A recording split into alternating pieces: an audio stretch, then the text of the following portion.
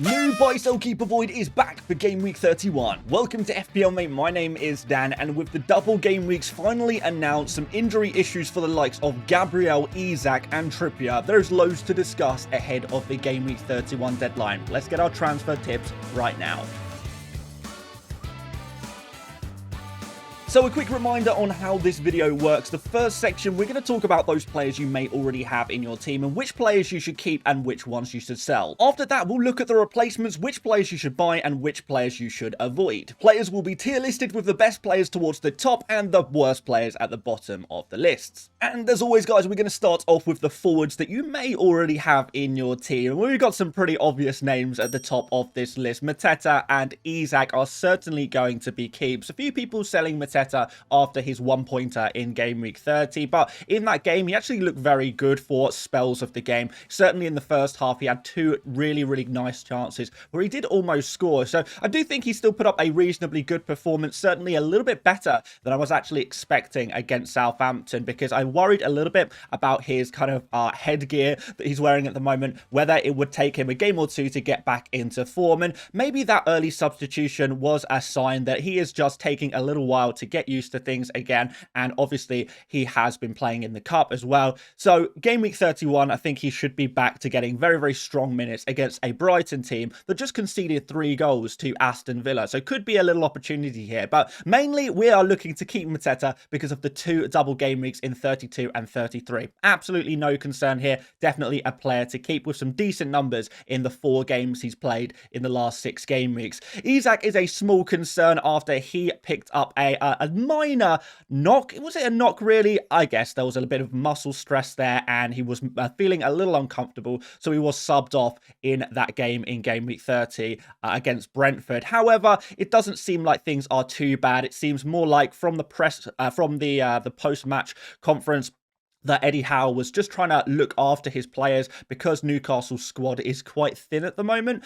They do have to protect their players a little bit as they focus on the Premier League alone for the rest of the season. That said, maybe Game Week 31 could be an opportunity for a rest for Isak with the double game week in 32. That said, Newcastle do play on Monday, so I think actually there's a very high chance that Isak plays once again, starts the game against Leicester, and what a fixture that is as well. So I'm not too concerned about Isak. I definitely wouldn't be selling him, but I understand that some people are a little bit concerned, you know, have some thoughts. They see that the Dorito of death next to his name on the FPL website and they worry. Of course they do. And Watkins is going to be the final keep here, and he is maybe a more cautious keep, but he has had some injury issues recently. He didn't start again in Game Week 30, which is a small concern, but I do think he is worth keeping if you already have him in your squad for this upcoming run of fixtures. Nottingham Forest, who concede a lot of chances, Southampton in 32, and of course the double in 33, which is now, of course, confirmed for Watkins, Mateta, and also your Arsenal and Man City players as well. Wissa is going to be a monitor. I don't think there's a real strong reason to sell Wissa if you have him in your team. Obviously, if you're on a wild card right now, maybe you're thinking slightly differently, but if you're not on a wild card, you have Wissa in your team. His form continues to be pretty good. Got an assist in Game Week 30 there as well, and his numbers are very nice here as well. 16 shots, 2.54 expected goals, and he's returning most games at the moment. Chelsea at home is not the worst fixture either. It could be better, but you know, it's kind of a middle ground fixture at the moment. I think he's fine to keep. Evan Nilsson is also a high monitor. You could consider selling him. West Ham not conceding too many goals at the moment generally, but still, Evan Nilsson, again, another player in really good form, really good numbers considering his limited minutes that he has played recently. Joao Pedro is also in here. A tough game against Crystal Palace away could be an opportunity to sell him. And really, even though his numbers look pretty good, this has been dominated by the penalties that he has been taking recently, which really have inflated his numbers. So it's a pretty decent jumping off point for Joao Pedro in general, but he's definitely not a must-sell player. And we have got some good fixtures coming up for him as well. And finally, Chris Wood in the monitor section. We're not sure if he is going to be available for game week 31 or not, but right now it is looking a little bit worrying because he is going day by day with his recovery to fitness. So difficult to say whether he's available. Even if he isn't available for this Aston Villa game, it could potentially be worth holding him and, playing him, benching him now, playing him in future game weeks. We have got some okay fixtures coming up for Forest in the not so distant future, but again, he could also be potentially sold if you have another forward you'd like to get in your team right now. Raul Jimenez is going to be a sell ahead of Liverpool. I think this is, again, a good jumping off point for Raul Jimenez if you do have him in your squad. No double game weeks for him, of course. Gakpo, a little bit of rotation risk here recently. Didn't play the last game. Jota obviously is keeping Gakpo out of the team just a little bit at the moment, and Fulham away, not the best fixture. So good time to jump off Gakpo if you have him. And Beto, really, really difficult run of fixtures for him here. Arsenal, Forest, Man City and Chelsea. A pretty easy sell, I think, for the Everton striker. Onto our midfielders, and if you did pick up Foden in recent game weeks, I think you've got to keep him. I think you've got to stick with him. I think a player like Foden, if you bought him in the first place, you must have known this is a rotation risk guy. Occasionally, he is going to be rotated. Occasionally, he is not going to play. And that's just what happened in game week 30. And that doesn't necessarily mean he's not going to start the next game in game week 31 against Manchester United. He has a chance of starting. And you kind of got to remember the reasons why you bought him in the first place. Now, of course, with Haaland out, the Marmoush moving to the central striker position, that should mean Foden is going to get access to more minutes in the Premier League. We didn't see that yet in game week 30, but there's still plenty of chances. We've got a double game week to come in 33, and I wouldn't be panicking on Foden quite yet. In fact, as we always say with Pep Guardiola, when a player is rotated or benched for one game, it's often a sign that the player will actually play the following game. I'm not saying that's going to happen for sure, but I think some patience on Foden is probably okay. Palmer is also a player who is totally fine to keep for the next 2 game weeks. Brentford away and Ipswich at home. I'm recording this video before the Chelsea versus Spurs game, but I think if Palmer does score against Spurs, maybe a lot of people will change their mind on selling Palmer. He's okay to keep for a little bit longer, maybe until game week 33, where you might be looking to change him to a double game week player. That would work really, really nicely. And Kalidou Mitoma, if you can bench him this week, I think I would. Generally, over the last couple of game weeks, he has been unlucky not to score more or get more goals and assists. Had an assist disallowed in game week 30 against Villa. And actually, his numbers are pretty decent here. 6 big chances is some of the highest we see among midfielders currently, which is quite nice. We've got Leicester in 32 as well for him. So maybe we can hold off on selling Mitoma. Maybe he is a keep, I think. Bowen is also a pretty difficult player to sell, even though West Ham aren't really scoring goals at the moment. Bournemouth are conceding quite a lot. This is a home game again for West Ham as well. So it could be that he is worth keeping for one more week before selling ahead of 32, maybe to a double game week player. And you could say a similar thing about Brian Mbeumo, penalty taker extraordinaire, doing the business again in game week 30. Chelsea at home, not a bad fixture, but again, game week 32, pretty rough for him. So it might be game week 32 is the time to sell him. Again, with these kind of players, if you are on wildcard right now, you probably are going to sell them from your team. But if we're just talking about transfers, I think these guys are okay to keep for another week. Bruno Fernandes has some pretty average fixtures in the next 2, Man City and Newcastle. So there is definitely a potential to sell him. His underlying numbers are a little bit lower than some of the other players we've spoken about in the midfield position as well. So maybe that will give you some reason to potentially sell him, particularly if you like the look of a new midfielder. But again, not a must-sell player. And Semenyo, not a must-sell player, but I think we will all be happy to accept that he has been disappointing for this recent run of fixtures. There's nothing wrong with Semenyo right now other than he's not scoring FPL points, and that is what the game of FPL is all about, really. So could potentially sell him. The next 3 fixtures I don't really like for Bournemouth attackers, so I would be pretty willing actually to sell pretty much all Bournemouth attackers other than maybe Evanilson, who has been in such great form. Gibbs White is going to be a sell, I think, ahead of Aston Villa away, who actually have been getting quite quite a few clean sheets recently, particularly if you look at all competitions. If you look at, FA Cup, Champions League, Aston Villa seem to be really improving right now. So I think it is okay to sell Gibbs White and maybe look for another option. His 6.6 million price tag is probably a little bit too much to justify keeping him. We've also got the other Bournemouth guys in here. Dango is going to be rotation risk as soon as Cliver and Tavernier are back. Don't know if that's going to be in game week 31, but if it is, even if one of those two players is back, Dango probably finds himself back on the bench, so might be a good time to remove him and just deal with that worry, I suppose. We mentioned as well, Bournemouth fixtures not so great. And with Cliver, with some injury risk ahead of game week 31, again, for peace of mind, he is a pretty safe and comfortable sell, I think, with some great midfield options to come up that we are going to be talking about very, very soon. For our defenders to keep, we've got the likes of Gabriel at the top of this list. I don't even really know why people are selling Gabriel, but I looked through the FPL data and apparently he genuinely is one of the most sold defenders this week.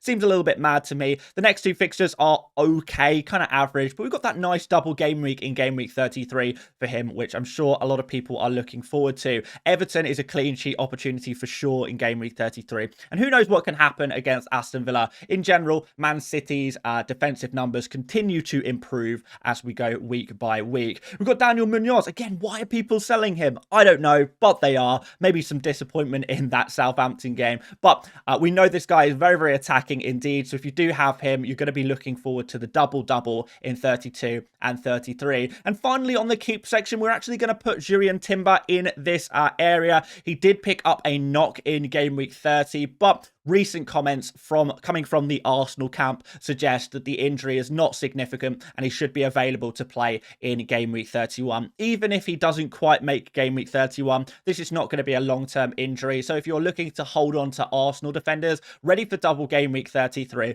I think Timber is going to be fine through this kind of area. Of course, with Gabriel's injury, that might even improve the minutes potential of Timber if you were a little bit worried about rotation, maybe when Ben White comes back and starts getting some game time. So I think Timber is actually fine to keep. I would probably start him in game week 31, but worst case scenario, he's going to be back very, very soon. Game week 32, game week 33. Kirkes is in the monitor section, as is Howson of Bournemouth. And honestly, these guys have been very disappointing recently from a defensive point of view. At least Kirkes has been getting some assists, but even in the Ipswich game, he didn't look super threatening. Maybe not as much as he has done in other recent game weeks. But the thing is, West Ham are not scoring goals at the moment. They are one of the worst attacking teams in the Premier League right now. I think they are currently on they're kind of the bottom three actually for expected goals over recent game weeks. So really, really poor attacking numbers. So even though Bournemouth are a pretty weak defense right now, maybe, just maybe, they could keep a clean sheet against West Ham. And also you're going to get a bit of attacking threat from the likes of Kirkes and bonus points potential from House, and that's what he does pretty well. We've got Ait-Nouri here as well, and actually Ipswich are a slightly better attack than West Ham, which is why we do see Ait-Nouri slightly below the Bournemouth guys. But in general, I think he is okay to keep as well, generally speaking. But if you did need a new defender in your team, you have your eye on someone, you don't know who to sacrifice, maybe you could sell Ait-Nouri. Robinson is here as well. Really, really tough fixtures in the next three. But actually from game week 34, the fixtures do improve. So depending on what your strategy is for the rest of the season, you could potentially keep Robinson. But for most people, he is going to be a sell for these next three tough fixtures. And we've got some pretty straightforward sells here as well. Mykolenko is going to be a sell because of this really difficult run of fixtures. Yeah, makes a lot of sense, right, guys? Aina is also going to be a sell. He has picked up an injury. He is hoping to return before the end of the season, but it's not looking too good. He is going to be out for several game weeks. So a pretty straightforward sell for Ola Aina as well. I know a lot of people always say in these buy, sell, keep, avoid videos, Dan, you're always so harsh on Ola Aina, but there is a genuine reason to sell him now, so hopefully you guys can understand on this particular episode. Gabriel, also bad news for him. He is going to be out for the rest of this season. He's not going to play another minute for Arsenal this year, so he is a definite sell. Got to get rid of him from your team if you have him, which is unfortunate, particularly if you just wildcarded, but This is part of the game. We see injuries happen in FPL, and the most important thing is how we deal with it. How can we turn this disadvantage into an advantage? And when we talk about the defender replacements, hopefully you're going to get some nice inspiration from that one. But before we move on to the buys, if you haven't liked the video yet, please do. It really does help out the channel so much. And do subscribe if you want to follow along for more FPL tips. Let's keep it moving. We need some replacements. Okay, forwards to buy, and we see the familiar Mateta and Isak in this buy category once again. But I'm also going to throw Marmoush in here against Manchester United next. Now, Marmoush obviously scored and got the bonus points in game week 30. But those of you who didn't watch the game might not know that Marmoush actually was kind of unlucky not to score more in that game. He looks in red-hot form at the moment, and he's going to be so crucial to Manchester City's season with Haaland out for so long. So Marmoush, definitely a player, one of the first players I would be looking to buy right now, particularly if you are already sorted with your Crystal Palace and Newcastle players for game week 32. But if you're looking for a new player for this game week, I do think Marmoush is a really nice buy indeed. And I think there could be opportunity to get some returns against Manchester United, who have been struggling at times this season. Let's put it that way. 20 shots is a very large amount for Marmoush, and his creativity there is there as well. We also see him on those direct free kicks, which is another route to FPL points, and who knows, maybe penalties too. We spoke about Mateta and Isak already, but they are still going to be buys for me. Isak, maybe some small concerns about him going into game week 31, which is why he is going to be below Marmoush and Mateta in the priority order this week. Now, Watkins, I guess, is the next player here. He is going to be a high monitor, and I guess the reason for that is because he's the only other forward with any double game weeks in this next run of fixtures. Only Marmoush, Mateta, Isak, and Watkins. They are the only four fit and at least regularly starting forwards in the game of FPL who have double game week. So that is why Watkins is in here. But there are some concerns around his minutes, which is why he does drop into the monitor section. So if you don't want to take a risk on Watkins' form minutes, it is a little risky right now. And I totally understand if you want to swerve this one, particularly at the 8.9 million price tag. One option for some people would be to maybe switch Isak to Watkins in game week 33 if we're a little bit more confident in him by that point, particularly if you are free hitting in game week 34, we can get Isak back for his home fixture against Ipswich there. And we've got Strand Larsen in here, has been in good form, getting some goals finally after a long time, and has good fixtures as well. Ipswich, Spurs, Man United, and Leicester in the next four. Really nice run of fixtures there for an attacker. The problem is twofold, I suppose. One, his numbers are really poor. He is scoring from kind of opportunities that I don't know if it's sustainable. Just 0.47 xg in his past in the past 6 game weeks, 5 games in there, of course, which is pretty low. Only 6 shots as well, and yet he has scored 3 goals. Can he continue that form? I don't know. And also, no double game week. So there are a couple of concerns about Strand Larsen, but the form's there. He is very cheap, and the fixtures are there. Just no double game weeks in that fixture run, which I don't know if I love, but if you're looking for something super cheap, he could potentially be the answer. Wouldn't put him as high as the double game week forwards, though. We've got Whistler in here as well as a potential buy. Not sure the fixtures are good enough for him, though. But like I say, the form is there. Similar situation with Evan Nilsson. The form is there. The numbers are there, but the fixtures maybe not quite there. And in the avoid section, we've got Solanke. I know Spurs are about to play against Tottenham, but unless we see something good from Spurs tonight, I don't think we can recommend going for Solanke, even as a one-week punt. Marmoush, Mateta, and Isak just look like such straightforward players to get for your FPL team. I don't know if I love going a little bit different. Even if you're wildcarding in game week 32, I think I'd probably rather save the transfer rather than move anyone on to Solanke. Obviously, Southampton putting up a bit of a fight recently as well, which is positive to see from them. Thought they played quite well against Crystal Palace. We've got Joao Pedro. Don't think I would buy him ahead of Crystal Palace away, but maybe after that. And Delap with 2 goals in the past 6 game weeks. Some people might be considering him, but I'm not sure that's enough. Before game week 30, he had blanked for 4 game weeks in a row, I believe, which is, not super good. Wolves at home is a pretty good fixture. After that, I don't think there's enough here really to justify buying him at 5.6 million. I think there's other cheap forwards that again, don't have double game weeks, but I would prefer to buy than Delap. Midfielders is crazy this week, by the way, guys. We've got so many. If you're looking for someone for right now, a Newcastle midfielder is probably the way to go. Jacob Murphy or Gordon, if you want to take a bet on his fitness, could be nice against Leicester away, and then the double against United and Crystal Palace immediately after in game week 32. I do like the look of this next two fixtures for Newcastle, particularly for an attacker. So no problem going in on someone like Murphy if you need to buy someone right now for your FPL team. Gordon as well, like I mentioned. Sarr is also going to be in this area. We are looking really at Newcastle and Crystal Palace midfielders as first priority. I haven't got Eze on the list, but I'll put him in this, again, same situation as Sarr with Murphy and Gordon. Sarr and Eze. If you want to spend the extra money, I think that's totally fine, particularly if you're willing to take a bit of a risk on fitness with the likes of Gordon. And third, we have Savinho, who is playing really well. He's been playing really well all season. And I think, again, we mentioned with Haaland out, the other attackers for Man City have had their expected minutes go up just a little bit. And Savinho not really putting a foot wrong. Looks really direct. Was brilliant in game week 30. And you know, I think he's one of the star players of Man City right now generally. So with this next run of fixtures, with the double game week in 33, I would certainly be considering picking up Savinho, even if he isn't 100% nailed on. Still think he is going to be a very good pickup. But yeah, all three of these midfielders, really decent underlying numbers here.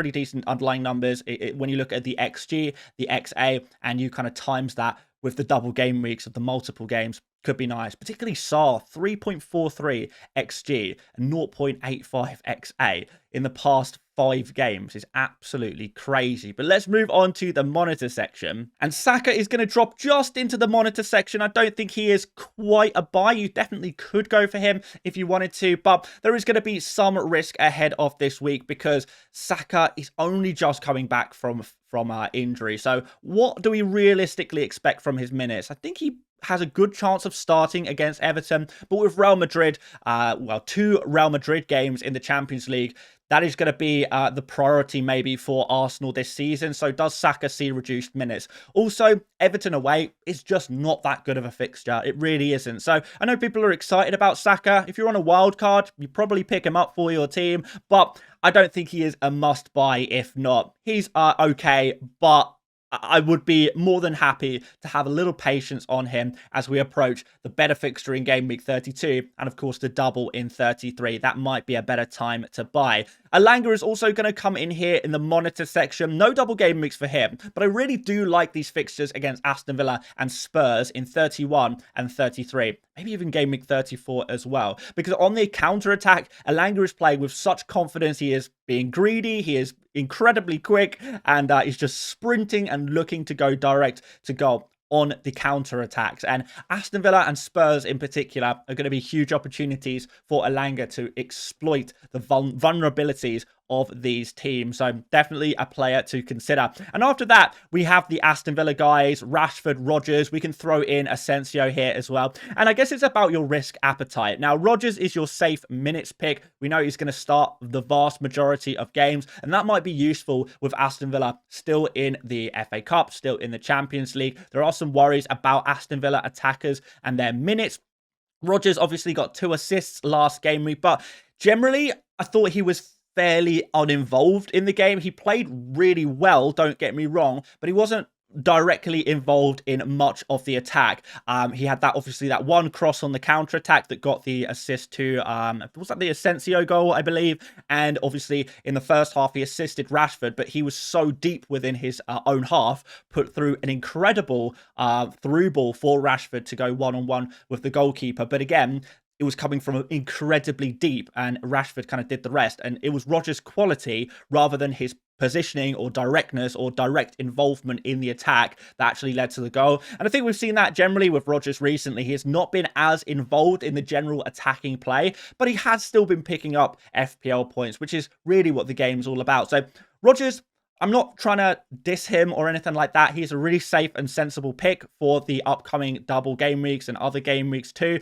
But I think if you do have a bit more risk appetite, going for someone like Rashford or Asensio, even if you're worried about these players' minutes, they genuinely could reward you with some mega hauls, because both Rashford and Asensio, whilst they have had less minutes, they are building their minutes as they get more embedded into this Aston Villa team, and they are getting FPL returns. They are scoring. They are in great confidence. They are in great form at the moment. So they're looking really, really good, and they are much more direct than the likes of someone like Rodgers, even in limited minutes. So I think that is worth mentioning there. Of course, Rashford actually has more FPL returns than Rodgers in the past 6 game weeks, despite only starting 2 games. So that does say a lot about the comparison. It's minutes versus, I guess, explosivity. And that's what you kind of got to weigh up with these Aston Villa guys. No problem with just waiting a little bit longer before going in on them. If you want to, I don't know, I guess, look at them for a couple more weeks,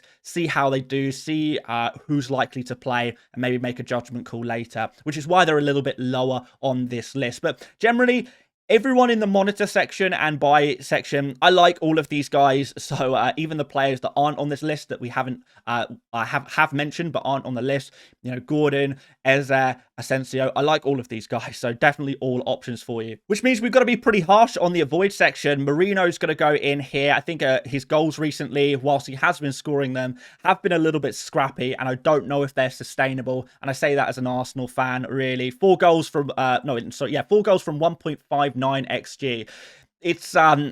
It's not really something that we expect to continue for too long. I mean, this is even beyond Chris Wood levels of overperformance. So I do worry a little bit about that one. Obviously, Everton away is a little bit of a tricky fixture. If you really do want to take a risk on Marino, though, I think it's fine if you really want to, but he's not a player I would be super confident in personally, particularly when we look at all of these other options for the upcoming double game week here. We've got Bruno Fernandes is going to be an avoid. If you don't have him already, you're probably not going to pick him up now. And Heung-min Son, people want to take a punt on him against Southampton, but minutes are a concern. Spurs' form is a concern as well. So for that reason, he is going to go as an avoid for that 9.7 million price tag. I think you can probably do better with that money. Defenders and potentially Gabriel replacements here. So Burn is going to go top of this list. Leicester, how many goals have they scored recently? Very, very few. 2 goals in 11 matches, I believe now, which is shocking. I think they're 3 or 4 games in the last 15 games. That's so few goals scored for Leicester. It's like they're completely lacking. They're completely given up in the Premier League, and everyone's keeping clean sheets against them, and I think that will include Newcastle in game week 31. So a Newcastle defender is a great pickup for the next 2 game weeks. Having that fabulous fixture against Leicester, the best fixture for a defender right now, followed by a double game week with 2 home fixtures. There is a lot of reason to pick up a Newcastle man, and Burn or Livramento look pretty good if you're looking for a guy at that cheap price tag. Burn with a bit of a threat from those set pieces we've seen in mostly other competitions and in international duty. So Livramento has a bit more open play threat from assists in particular. But yeah, both are good. Don't want to separate them by too much. Both of them really good for minutes as well, I think, because there's just not enough fit defenders at Newcastle right now. Everyone should be nailed on with the only competition Newcastle are playing in. Saliba is in here as well. If you're looking for a Gabriel replacement, well, Saliba could be your guy. Just go like for like here. And what we've seen previously in the season is that Saliba rarely has any attacking threat ever, until Gabriel gets injured. And we've seen that already. I think all of the goals Saliba's scored this season have been when Gabriel's been out, because Saliba suddenly becomes that threat from the set pieces. He decides to be the target man. That's the kind of the tactic, I suppose, in the absence of Gabriel. So actually, we could get a bit of attacking threat from Saliba when usually we don't have any. Could be a little opportunity for you guys there if you don't mind spending 6.3 million on the Arsenal man. And we've got Munoz here as well. Another really nice pick up. Brighton is not the best fixture, but with a double-double, if you're looking for a new Crystal Palace player, then and you haven't got him already, absolutely no reason not to go for him. Trippier was another player subbed off in the Newcastle versus Brentford game in game week 30, but for similar reasons, a little bit of muscle tightness just to protect the player. And again, Newcastle don't have very many options in defense, far less so actually than in attack. So therefore, I think Trippier does play on Monday against Leicester. He's also been genuinely, if you guys have watched the games, I'm sure Newcastle fans will know this, Trippier's genuinely been one of Newcastle's best players recently. He was on for bonus points as well before Newcastle conceded against Brentford. So against Leicester, with all the set pieces he takes, for what he creates on the field and the good form that he is in, genuinely a clean sheet against Leicester, which we do expect, could mean bonus points for Trippier there again. So if you don't mind spending 5.6 million on a defender, maybe for the short term, he could work out pretty well for you guys. We've got Konsa here as well. I did mention Aston Villa are improving defensively, but really it's game week 32 and 33 you want Konsa for, so no need to rush him in. It's the same situation for Gabriel against Man United in Crystal Palace. I don't feel he is a must buy or anything like that, but for game week 33, he is really nice. So you could go for him now, but I don't think there's any pressure necessarily. Konate, another player you could wait one more week for after that Fulham game. But if you want to pick up some single game week players, particularly if you've got a bench boost 32 strategy, Konate against West Ham there could be pretty decent. And Leicester away is not so bad for a single game week either. And finally, in the avoid section, I'm going to put Jakub Kiwior because I'm a little worried about rotation. We've got at Arsenal so many centre-backs that even with Gabriel out, like, is Ben White going to come in and play? Is Timber going to play at centre-back? When Calafiori's back, is he going to come in there? There's so many options. With Arsenal in the Champions League as well, I do worry about a bit of rotation for the more periphery defensive option. So maybe not Saliba, but Kiwior, I think he is a player who could easily be rotated in the run-in. Cucurella, I like generally if you're, again, going for a bench boost 32 strategy, but I don't think you need to buy him this week away against Brentford. And Milenkovic, aside from the Everton at home fixture, I'm not really seeing a strong fixture here for Nottingham Forest. We've mentioned that Forest's defensive data is actually genuinely really weak at the moment. And whilst they have been keeping clean sheets and keeping the ball out of the back of the net, unless there's good fixtures, I don't think I would rush to buy him, particularly with all of these double game week options right now. So for that reason, he is going to go in avoid. Let's do the goalkeepers super quickly because I want to talk about managers this week as well. So yeah, Henderson is going to be a keep. Alisson has been cleared to play in game week 31 as well. So despite not featuring in game week 30, he is going to play in game week 31. So if you do have him in your team, you don't want to make a transfer, you don't need to anymore. We've got Pickford and Fabianski in the sell category. Pickford for his poor fixtures and Fabianski obviously not playing. And as we're entering bench boost season, if you haven't played your bench boost already, this could be the time to upgrade Fabianski to a new goalkeeper. In the buy section, Raya and Martinez are probably my favoured picks, just because I would prefer to pick some outfield players from the likes of Palace and Man City and Newcastle there. So Raya and Martinez, kind of the other double game week 33 defensive options or goalkeeper options there, I suppose. And in avoid sells, similar reasons to Milenkovic, I think we would prefer to go for some double game week goalkeepers and Vicario. Despite some a decent fixture against Southampton next, I don't expect Spurs to ever keep a clean sheet. There we go. Maybe that's my Arsenal bias shining through. And finally, let's talk about managers. Some of you guys may have used your assistant manager chip in game week 30. Maybe some of you guys are going to be using it in game week 31 if you're not too worried about bench boosting in 32 or 33. Maybe you've already used your bench boost. Maybe you want to bench boost in 36 because we're expecting a double game week there as well. But if you are an assistant manager right now, if you already activated it and you have the likes of Glasner and Amorim, I would probably look to keep these guys, particularly for the Amorim table bonus, which could be quite nice against City. And Glasner is just not really worth selling. I don't think he'll get huge amounts of points in game week 31 necessarily, but game week 32 and 33 will have table bonus there for a lot of those fixtures, which could be quite nice indeed. We've got Guardiola and Iraola in the sell category. If you have these guys, I don't think they're really worth keeping as an assistant manager. We've probably got some good opportunities elsewhere. Speaking of which, Glasner, yeah, for this next run of 3 fixtures could be pretty nice. I know some people will be looking at maybe going for a Newcastle Eddie Howe, but without any table bonus, we've seen already the table bonus is so overpowered with these assistant managers. So you've got to pick really some managers who have got access to table bonus, which Eddie Howe does not. We've also got Potter here. Now, if you're looking for table bonus in game week 31, apparently looking through the stats, looking through the odds, looking through the numbers, actually Potter has the best chance of getting table bonus, or a nice table bonus this week in game week 31 against Bournemouth. So if you're looking for something short term for this week only, Potter could be your guy. Then you could switch to Glasner, or if you want, Eddie Howe the following week. And finally, avoid Emery. Previously, we thought he would get some table bonus against Forest, but that is no longer the case after Aston Villa beat Brighton in game week 30. And Pereira, no table bonus despite a nice fixture against Ipswich, so probably not a place I'd be looking to go either. And those are